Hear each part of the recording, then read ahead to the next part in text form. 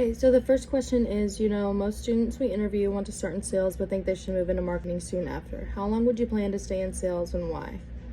I honestly think I would stay in sales for, honestly, as long as I felt that I needed to, because it's what I know, it's what I'm familiar with. I've been in sales and retail for a really long time, and sales and marketing kind of go hand in hand. So I would eventually love to move on to a job that is just purely pertaining to marketing. But since sales and marketing go hand to hand, I still feel like I'm getting a good amount of experience with sales, just as I am with marketing. And the second question is, as a salesperson, what would you expect from NetSuite, the company? And as an employer and a salesperson of this company, I would just expect them to communicate with me, because as a salesperson, it's hard to communicate and talk and sell things to customers if you don't have good communication from your employer and your boss.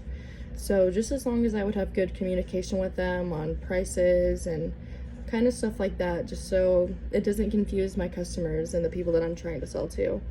The third question is, which would you prefer, salary or commission, and why?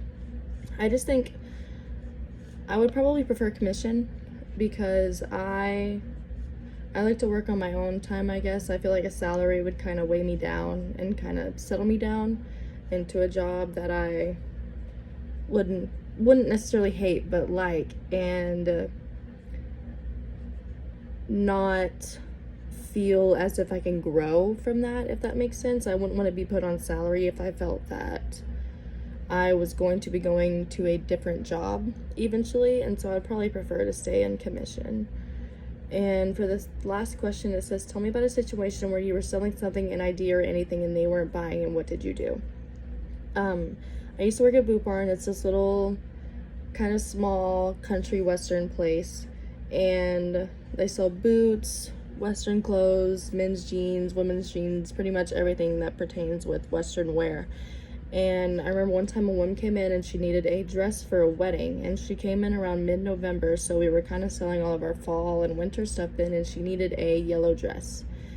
And around that time we didn't have too many like yellow summery dresses then, and so I wasn't able to sell her one. But what I ended up doing was selling her some jewelry that could go with the dress that she ends up buying, and some boots that could go with the dress that she ends up buying, because if you give them something like that, they're going to try and find a outfit that kind of works around it and works better with the jewelry and the boots than the dress would with the boots and the jewelry. So that's what I ended up doing, and it worked.